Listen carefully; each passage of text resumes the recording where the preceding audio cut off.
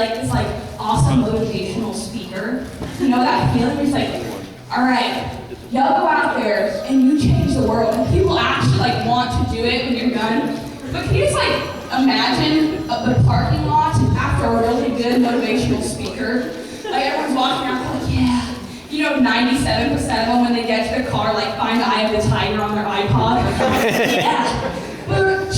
Well, you know, they start feeling it, Everyone's trying to be a good person. They're just waving each other through like, everyone's waving, no one's actually going. So by the time you get to the parking lot, Eye of the Tiger's starting over. You know, you're just driving, you're chilling. It's like a stray cat on the side of the road. Yes, I'm gonna change the world. I'm gonna save this cat. You go in the back, you know?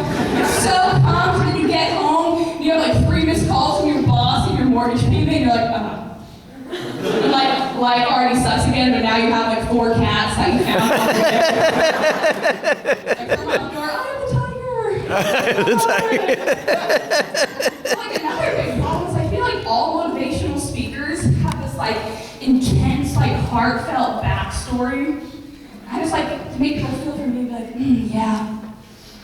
Grew up with 2 loving parents in an uptown suburb. Really, both my parents had a drinking problem, sobriety. I hit this hard economic spell. Like I'd go to lunch and everyone would have their sandwiches and their Ziploc bags would be like, whoop! And I had the ones that just like folded over. No zip. But to be fair, I did have some problems growing up.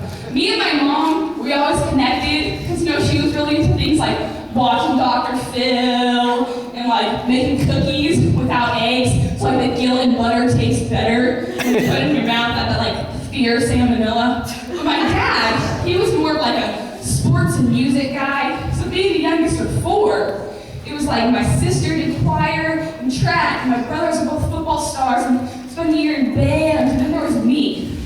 I don't know how my dad felt, but I feel like he's the guy at a poker game who like won big and then puts it all in and loses the next round. Oh. Just quit while I was ahead.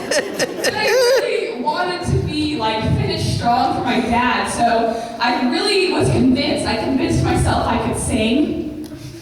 So I went to talent shows. Like it was intense. And it wasn't until probably the 8th or 9th grade, which is just sad in itself, that I realized singing isn't just carrying a tune. You actually have to hit these predetermined notes. I was like, oh, those aren't optional? Oh, I'm out. Okay. I also wanted to do some sports. Played volleyball for a while. In middle school, I actually played like a bunch, athletics period. But the main reason I stayed in was because I realized my dad would buy me anything if it was for sports. Walk up like, hey Dad, can I get some new shoes? I don't think it's in the budget. It's for tennis. We would be to Academy in 3 minutes. It was the old one, like it was far. Okay? We walk up, find an employee, like, hey, how much are the new Asics? Dad, can I just get the purple ones? I'm like 10 on the team. He'd be like, you let me handle this. Okay, Mr. Benjamin tells me you have a size 7.5 in the back. I got you. He'd be at Kroger. I'd be like, Dad, can we get Oreos? He'd look at me, I need them for volleyball practice. I'd start reaching, be like, hey, you get the double stuff. Yes, sir. Yes, sir.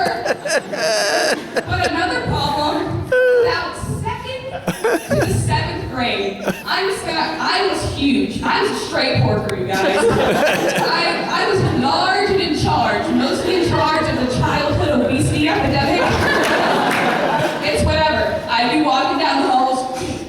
That's how I got out of bullying. The cute girls would come up. Like, you know, what's up, you guys? They'd be like, Becky, what's talking to us? How do you fit so many chins on one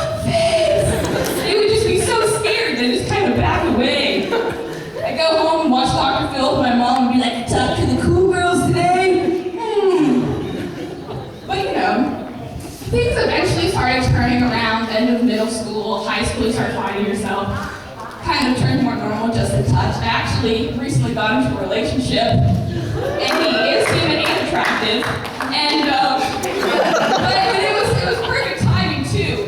2 weeks before Valentine's Day, so we're still in the awkward stage when the biggest love holiday comes around. And it's like you don't want to do too much because you're the one that's like clingy in the relationship, and you don't want to do too little because you haven't yet convinced them you're a horrible person. So there's still hope that they'll like you for the long term. So I'm like, all right, go to Walgreens, Hallmark, okay? And you walk in, everything's like, I love you, and I'm like, ooh. This girl with like a sticky note, I love spending time with you. I love your dog. Cool. But Hallmark gets in modern relationships, so I thought I could settle like the thinking of you. That's cute. So I was like, all right, let's write this baby. Thinking of you and your ass, and your smile, and the fact you're gonna be an Aggie, ooh, and I'm gonna be a Longhorn, and we're gonna live separately. And sometimes we fight opposites attraction. Oh my gosh, attraction! I have a physics test tomorrow. I wrote physics on the card. That one was out. And needless to say, I did cake balls. Because we all know the fastest way to second fastest way to a man's heart through his stomach. Oh, okay. You know what? I think this helps. I think I found my thing, so everyone prepare to be inspired. Sometimes life is going to weigh you down. Maybe like 30 extra pounds by the 5th grade down. You're going to find your thing. You're going to start playing sports with your glimmer of hope and your father's love. Turn into a human-looking specimen and have only slightly dysfunctional relationships. Yeah, that's hope if I hear it. So y'all go out there and y'all change the world.